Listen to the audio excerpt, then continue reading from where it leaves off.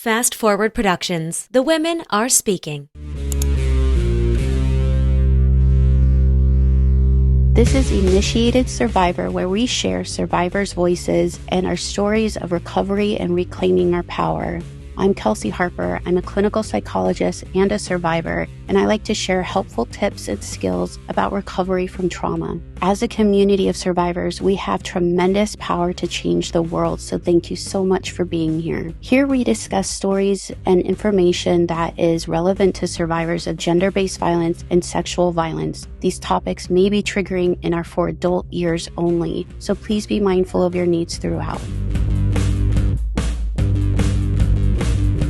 Hello, everyone. Welcome back. Today, I'm continuing my mini-series on burnout and vicarious trauma and helping professionals. And specifically in this episode, I'm going to talk more about vicarious trauma. Just a side note, if you want to connect with survivor-focused content, please go through my previous episodes and blogs posted to my website or follow along on the socials that are tagged below. There's a lot of really good supportive information and amazing recovery stories and resources you can access, and I will be returning with more trauma recovery content very, very soon. So checking back in with all my fellow helping professionals, how are we doing? On my end, it seems like layering flame retardant clothing over layers of burn solve and continuing to run through fires. I'm surviving A-okay and still in the work, but it's also going to be a long night. In addition to all the things happening in our communities, political space, and world, things are also happening in all of our personal worlds as well, just as mine.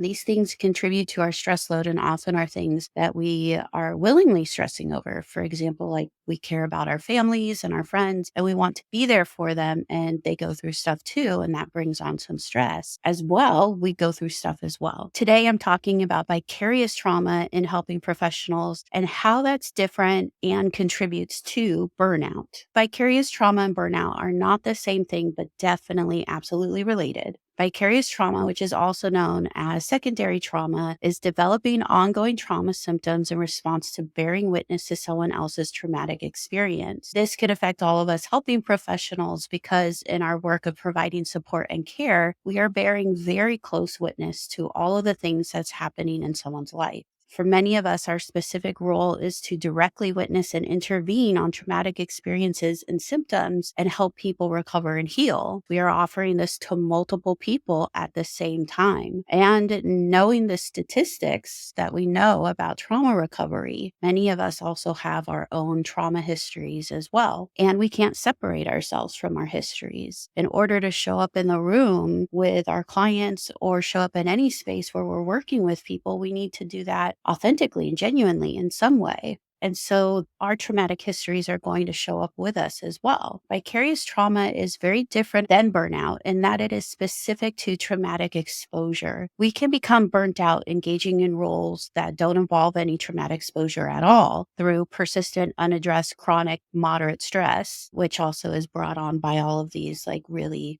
unrelenting, oppressive systems that is making life considerably more difficult every day. Burnout can come from participating in flawed and tedious systems, having boundaries around time and energy and other things crossed by others, and may not be traumatic. Often burnout symptoms are physical and emotional fatigue. And while these are both definitely present in vicarious trauma, symptoms specific to trauma like flashbacks and hyperarousal are not always present with burnout because we can get burnt out even if we haven't been exposed to traumatic experiences. However, when we are exposed to traumatic experiences and we experience a lot of traumatic experiences and there's this accumulation of them, particularly if we have our own trauma history and we're more vulnerable to that, we can develop vicarious trauma and symptoms of vicarious trauma. So here's an example, just kind of like a quick case example.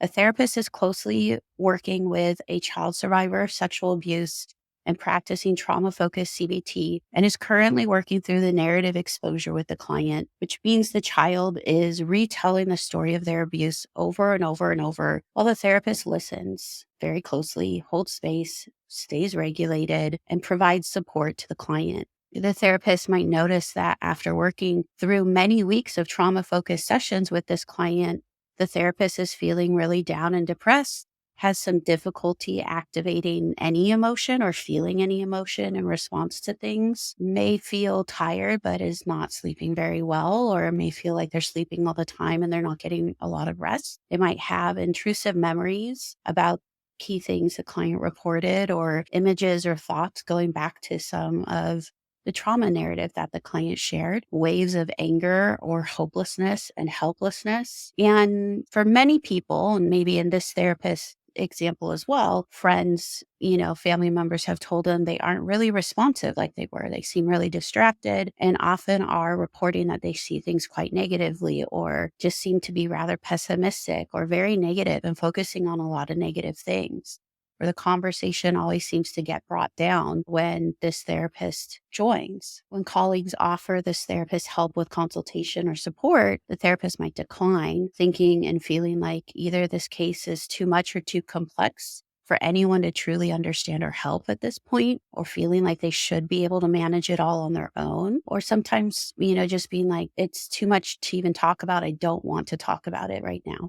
The therapist may start to notice difficulty connecting with things other people share with them, or feel like they have nothing to contribute to their conversations with friends. The therapist might spend a lot of time vegging out, doom scrolling, passing time, but not feeling rested. A lot of time might pass. There might be a lot of dissociation and it's not coming with any benefit. Things that the therapist enjoyed doing or was excited about working towards are no longer interesting, or maybe put on a back burner despite having time for them. Life becomes really uninteresting. It becomes this place of like, go to work, come home, sleep, go to work, come home, sleep, just getting through the days, getting through the weeks. The therapist might start to dread work, and possibly even specifically this client, and feel stuck. So what we see here in this example of vicarious trauma, we have some of the key symptoms. Some of it is the very obvious trauma exposure, working closely with a client, going through their trauma narrative, retelling their traumatic experience. This is really, really high exposure and a high exposing moment in therapy. When we hear especially someone who's very vulnerable talk about some very serious harm that's happened to them. Vicarious trauma doesn't have to happen in response to a client sharing explicit details about traumatic experiences. Vicarious trauma can also happen by just bearing witness to the after effects of someone having a traumatic experience, by meeting with people who have PTSD symptoms, who are displaying those symptoms and reporting those symptoms, is also considered traumatic exposure. By hearing that something happened, even if all it is someone saying, hey, I experienced abuse, that qualifies as traumatic exposure that could prompt this. Just like when we talk about trauma for clients and whether or not they have PTSD or trauma symptoms, is really not dependent too much on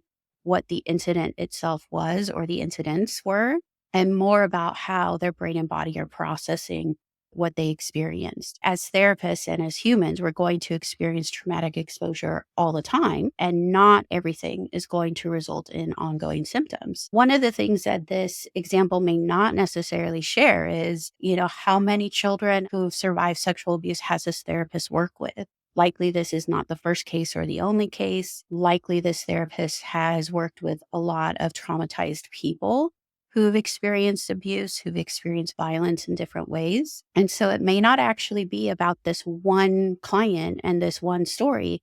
It may be more that this one client or this one case is kind of the tipping point. What we know about trauma and traumatic experiences is that what really causes symptoms to get expressed is an accumulation of traumatic exposure and experiences and stress. This particular case is incredibly painful and difficult. Everybody's experience of different cases is going to feel very different. It also is likely that it's an accumulation of stressors and vicarious trauma exposure that has happened for this therapist up to now. And that's also not even including any of the traumatic experiences that the therapist themselves has experienced up to this point. So some of the symptoms we're seeing is that, the therapist is actually staying really present with the client. That's very high exposure. We're paying attention. We're listening very closely. We're holding space. And when clients are telling us their trauma narratives and their stories about what's happened to them,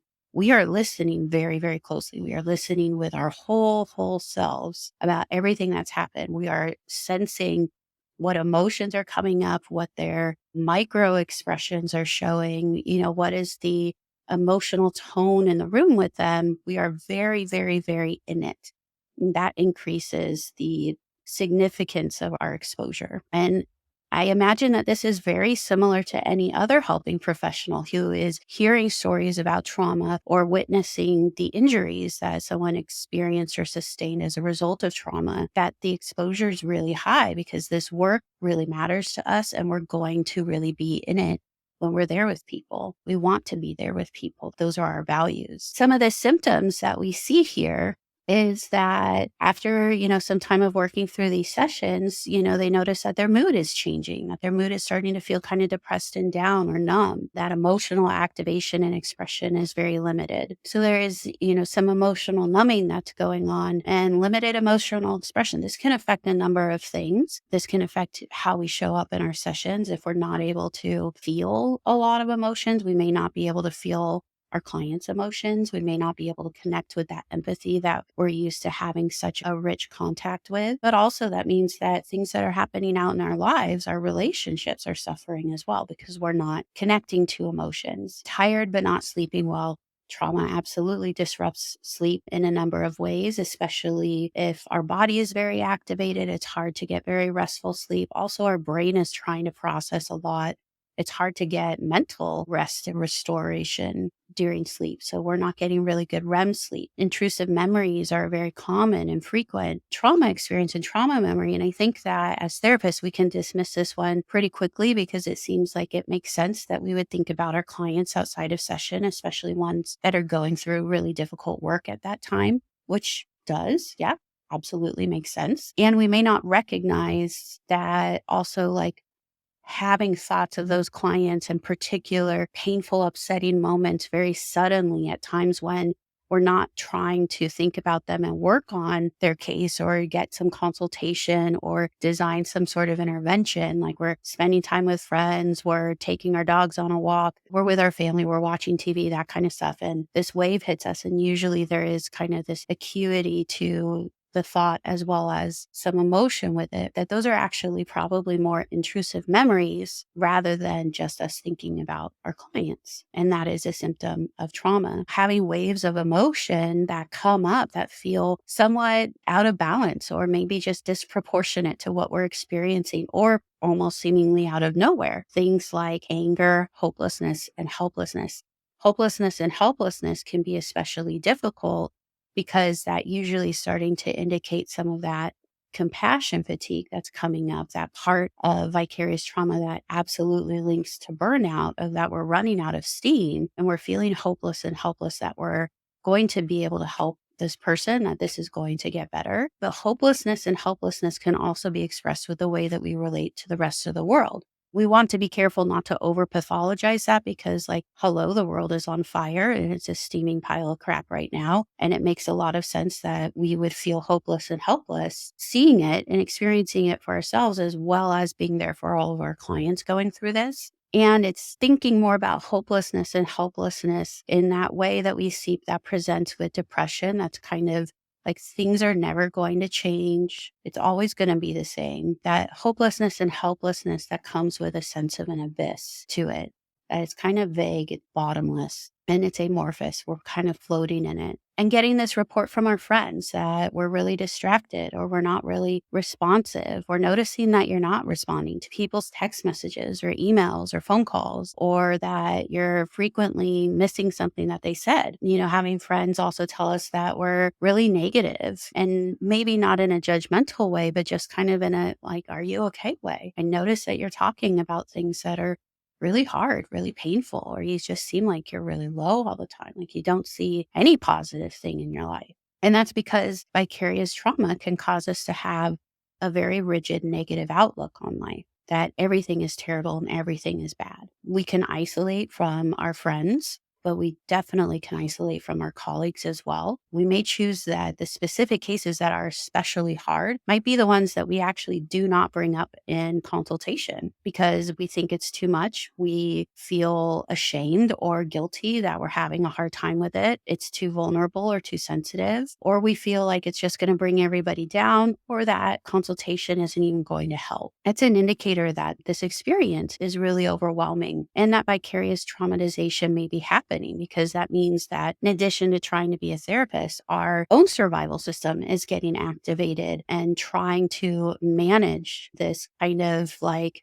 vague amorphous threat that's there that keeps coming in a space that we're engaging in actively. We also may find that we have a difficult time connecting to other people. And this is kind of that diminished empathy or diminished compassion or just losing interest in our relationships. Like we don't have a lot to say. Part of that can be that the things that we used to do or that we used to get joy out of no longer bring us joy, even if we're still doing them. And so that sometimes comes out as us feeling like I don't have something to say. I don't have things to tell people. I don't have stories to share with my friends. So why bother meeting up with them? Or thinking like my mind's just constantly on work and no one wants to hear about that. So I'm going to not really share much of anything that's going on. In addition to if we like put everything that does bring us joy and is fun, or is just something that's about ourselves that isn't just about being a therapist on a back burner, where we deprioritize it. We're not spending a lot of time with it. We kind of keep pushing it down our schedule, that kind of thing, to the point where we're not getting to it. We're also kind of doubling down on not feeling joy and pleasure in different things, as well as withdrawing from things that are in our lives. Hello, everyone. I wanted to jump on here real quick to let you know about some really awesome workshops I'm offering this fall of 2024. I love getting to connect with our greater community of folks, and these workshops are a great way for us to come together and take a moment to focus on some specific skills that can help us all immensely. So first off, I'm offering a workshop called Trauma Resourcing Skills. This is a 90-minute virtual workshop where I will teach everyone about the EMDR resourcing skills that help with trauma survivors in getting grounded when they're feeling triggered or overwhelmed, and are used in therapy sessions for trauma processing. These are not trauma processing techniques themselves, but are wonderful skills that will help us feel more at peace and grounded while we do hard therapy work. You will walk away from this one-time workshop with a full set of EMDR resource skills and know how and when to use them. You'll be able to practice these when you're triggered and use them in therapy to help streamline your trauma work. The other workshop I'm offering is called Trauma-Informed Intimacy Skills. This is a 90-minute live virtual workshop where we'll discuss core values around sexuality and intimacy and how trauma can impact this. And I will teach key skills to help regulate and soothe triggers related to intimacy so that you can connect with your body, your sexuality, and your partners in a way that feels fun and free again. These skills are helpful with anyone who has a trauma history, who struggles with their relationship with their own and others' bodies, or specifically has a history of sexual violence or relationship violence. This workshop is a safe and inclusive space. It is queer, trans, and relationship affirming, sex worker affirming and inclusive, kink informed and kink affirming, shame-free, and confidential. To get more information on these workshops and to enroll, go to my website at drkelseyharper.com and click the workshops on the top of the menu, or go to drkelseyharper.com/store to enroll right now. Those links will also be down below in our show notes, as well as tagged in any of our different captions. And make sure to share this information with your friends. We never know who in our life may need support around trauma recovery and personal topics like intimacy. So share this on your socials with your friends. It may help someone get connected to something that they really need. Currently, right now, there's an early bird registration special running where folks can save 10% on registration fees, and seats tend to fill fast for these kinds of things. So I recommend hopping over there now if you think this might be helpful for you or for someone you know and care about. Sign up now, and I look forward to seeing you there. We might start to dread work. We might possibly dread this specific client, even though we know that we care a lot about them. We can still start to dread working with certain clients, and it's because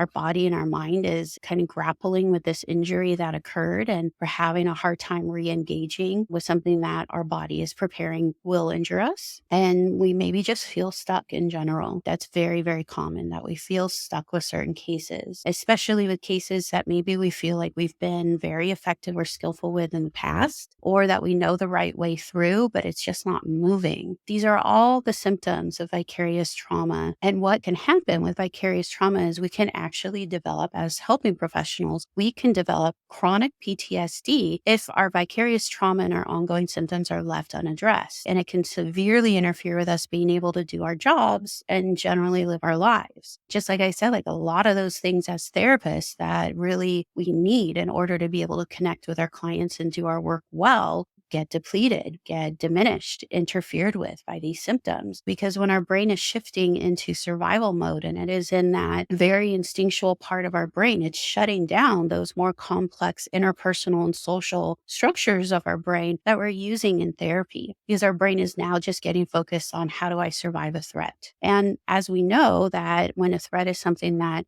we are not able to physically get away from, our brain's tendency is to move into a freeze response. And so it might actually shut down a lot of our senses, a lot of our cognitive thought, a lot of our ability to be present. We might also see at times therapists presenting with what they call the fawn response or the placating response, where, especially if the experience of the client is that the client is themselves the threat, if the client is expressing symptoms that make our bodies or our brain fear some sort of reaction from them. That also can be literally because the client is threatening a therapist, or it has really big externalizing behaviors that feel very scary. We may then end up in a placating response where we're telling the client things they want to hear. We're giving them whatever it is that's going to help them feel better in the short term and sacrificing the work that they're trying to do in the long term. And that's also a sign that this is overwhelming for us and our system is getting activated, and that there may actually be some important things around that threat that we need to address. As I mentioned in the previous episode, I very much believe that we all got into this work because it is deeply meaningful to us. At all of us helping professionals, there are a lot of benefits to doing this work in a number of ways. And oftentimes, one of the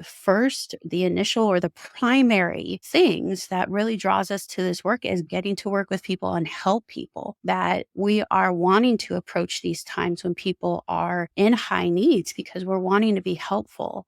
We find great meaning out of being helpful, out of being able to help heal people, how to take care of people, how to support them, how to protect them, all of that kind of stuff. This work is very deeply meaningful to us. So in addition to the symptoms of PTSD that we can develop through vicarious trauma, we often see additional symptoms coming from vicarious trauma that are around how we view ourselves in the world. So some of those things I mentioned in the example, like the helplessness and hopelessness, but we also have things like a sense that we cannot do enough. This belief that there's not enough that we'll ever be able to offer, provide, or that the work is never ending and we're just constantly scrambling, or maybe even kind of this hopelessness, giving up of like, why bother even working at all? Why bother being in this job? Why am I doing this? If I can't help everyone, if I can't help cure the world of trauma, then why am I doing it at all? And that can be really painful. Hypervigilance, a very common traumatic symptom. Diminished creativity is one that's really significant and also can be really painful. This is where creativity in one side,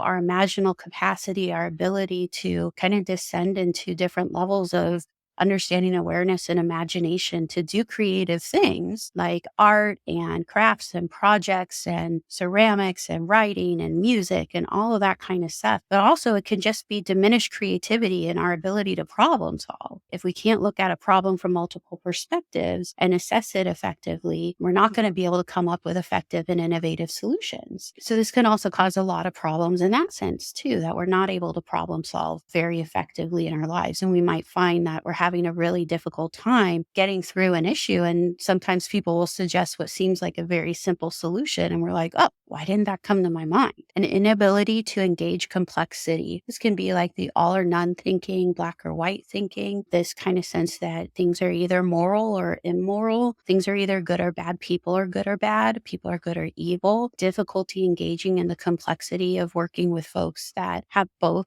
trauma and traumatized others, and that difficulty of being able to walk in that space. That also, I feel like, can be kind of on a spectrum, that there's days and times when we may have more access to engage in complexity with things, and other days and times when we have less. Vicarious trauma will definitely make it impossible to engage in complexity on one side because our system is just absolutely overwhelmed by trying to manage the trauma. But on the other side, it's also because the part of our brain that's getting really, really activated by the vicarious trauma is a part of our brain that's very primitive and sees things only as black or white. It needs to see things as black or white. It's kind of like, which direction is going to save my life and which direction is death? And I'm going to run in the direction that saves my life, right? It's very all or none, black or white, so that we can make quick decisions. But that's not very effective in the work that we're doing to be black or white thinkers. It's also not very effective in our relationships and managing our world. It's also really, really hard to navigate effective community building when we are not able to engage complexity. That's when we kind of have a lot of this infighting and isolation and this sense of like just constantly ending relationships and friendships or blocking people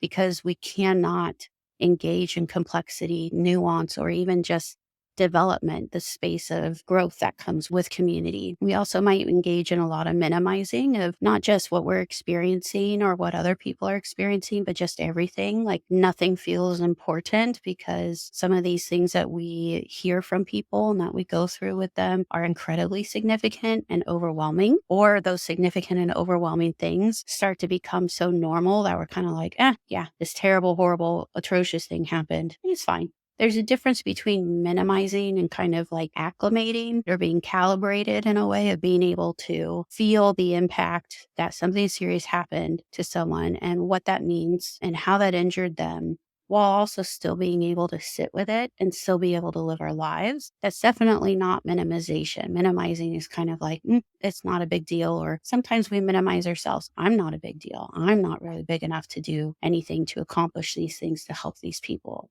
Exhaustion, physical ailments, and pain. Naturally, as we have increased stress, our immune system is going to be depleted. When we're not getting very good sleep, our immune system is going to be depleted. We're going to experience more chronic pain and stress symptoms like headaches as well. We might engage in deliberate avoidance of things that remind us of the work that we're doing. We also might engage in deliberate avoidance of anything that's emotionally activating, even pleasant emotions. So we might avoid relationships. We might avoid intimacy in our relationships, emotional and physical intimacy. We might avoid work. We might avoid engagement in some of the necessary parts of our work that kind of keep us reminding ourselves about this type of trauma that we're experiencing and exposed to. We can experience dissociation, a common symptom of trauma where we're spacing out, or we may completely leave our bodies or space, or we might feel like we're not entirely present, which is also really hard when this is our job, is to be very present. A sense of persecution, in the sense like everyone's out to get me, or someone's out to get me, or everything's working against me. It can also look like maybe overreactivity to, when we are getting critical feedback from others, that someone maybe gives us some feedback or tells us we said something that hurt their feelings. And we're just like, why do all these people think I'm such a terrible person? That's that sense of persecution. We may also feel intense guilt and fear about what's going on, or just that hypervigilance again, but guilt about being someone who survived trauma, being somebody who is not going through that trauma work with our client, being someone who's on the other side of it. Anger and cynicism can be pretty indicative of vicarious trauma. Limitations to our empathy. And this isn't because we stop caring about people, but because kind of like it's a well that dried up. We definitely want the well to be full and abundant with water, and we really have that in us to provide. But when we are experiencing vicarious trauma, there's nothing there to give. We can develop addictions and experience a sense of grandiosity. And that's not necessarily a prideful grandiosity, but more of a desperate one of like, I'm the only one who can help this person. And if I don't do the best job I possibly can, like this is going to fall apart for this person, or they're going to fall apart. That sense of overwhelm for it. So what puts us at high risk for vicarious trauma as helping professionals. The first thing,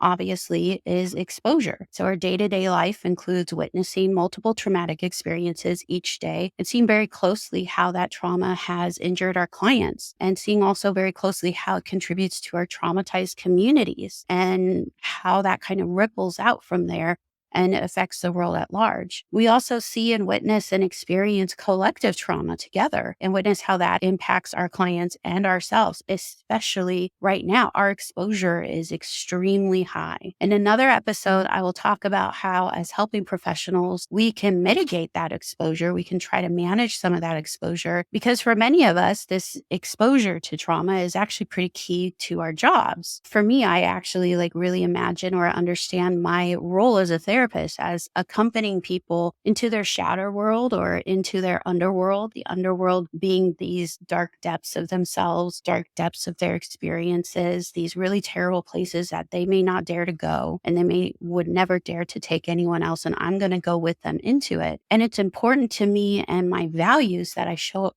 fully present with them in it. I'm the one that's responsible for helping them get through it. So I have to keep my eyes open and be wide awake. Additionally, the organizations and institutions that support our roles, like community mental health, hospitals, clinics, treatment programs, group practices, often are ineffective at supporting their staff very well, and direct service personnel. Running any business, including nonprofit organizations, under late stage capitalism and significant resource and economic disparity, there is more and more pressure on direct service workers and line staff to produce more billable hours. And that's understandable, given that this is the world that we're in right now. And this leaves very little time for recovery, for consultation, and often workers are not paid for supportive work activities like training and consultation that we desperately need. This also adds additional financial strain to therapists. We are also very often underpaid because applying a capitalistic system to a service often means that people that are in the higher executive roles are getting a tremendous amount of profit and wealth, while their workers are getting paid as little as possible with as little benefit as possible. This happens in the therapy world, it happens in the medical field, it happens in all the worlds, as well as extremely unreasonable expectations for time and energy expenditures. When our emotional and physical resources are tapped and we're stressed about our own economic condition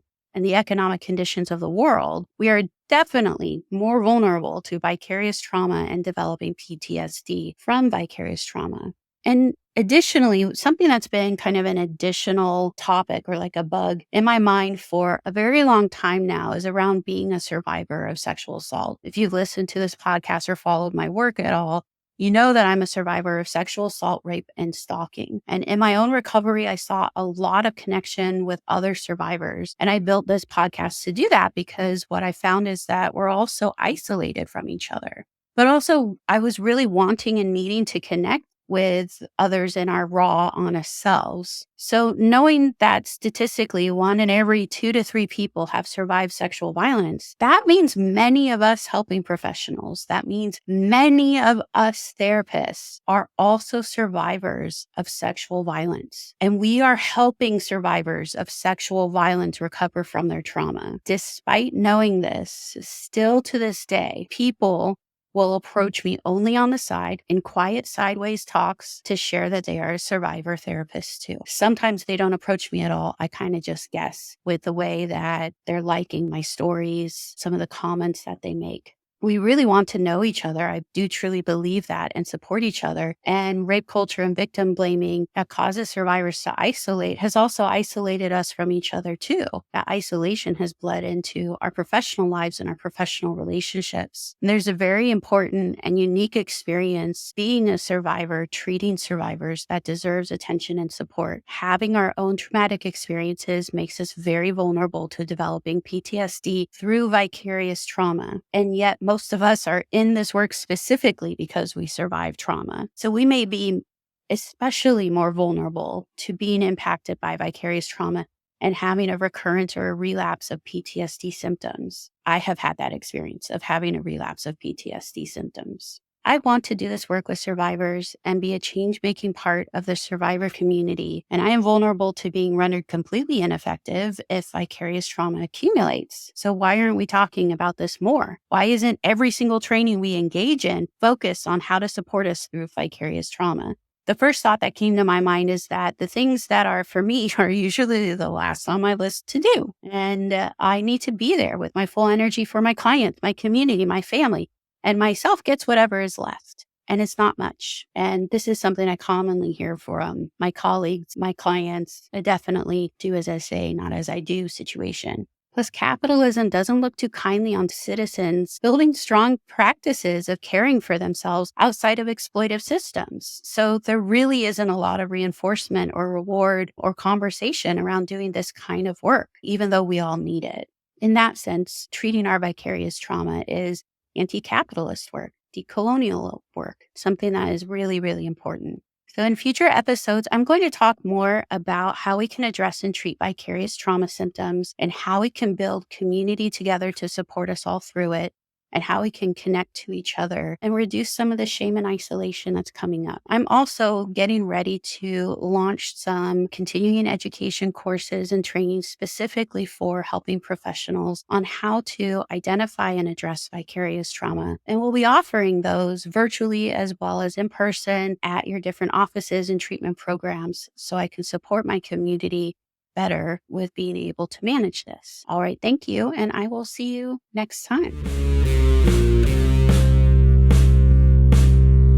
Thank you for joining us. Thank you to Sam Valentine and her team at Fast Forward Productions for editing, producing, publishing, and all-around podcast magic that makes this podcast possible. If you found something that resonated with you, please rate and review on your favorite podcast platform. This simple but meaningful action really helps increase the visibility and accessibility of this podcast to survivors and allies that may be looking for some support and connection. I love connecting with listeners and allies, so please feel free to share this episode on your socials and go ahead and tag me in it at Initiated Survivor or at Kelsey J. Harper. A final but very important note. While I am a clinical psychologist, this episode and this podcast does not constitute professional mental health care or therapy, nor is it a replacement for professional therapy. This podcast is for entertainment purposes only. The podcast host and the guests are not rendering professional advice and should not be considered to have developed a professional relationship. If you are looking for mental health care or professional help, please seek it out. We have some links in the show notes that may help you with that, or you can contact your insurance carrier directly for referrals.